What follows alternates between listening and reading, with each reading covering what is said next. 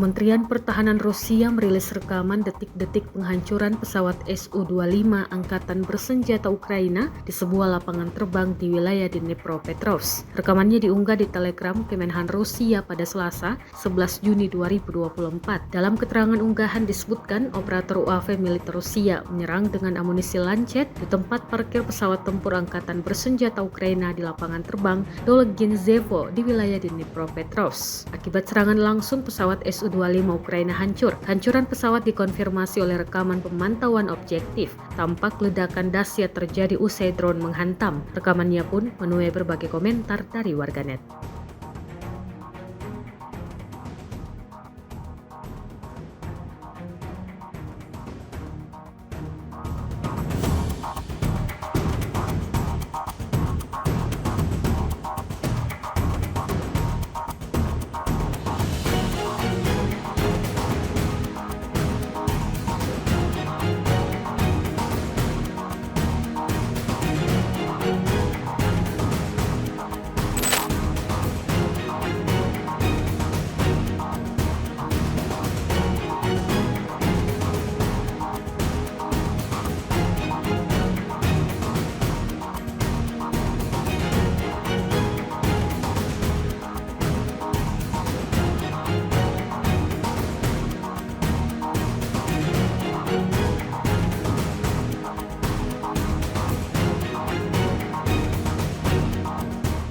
Download Tribun X sekarang, menghadirkan lokal menjadi Indonesia.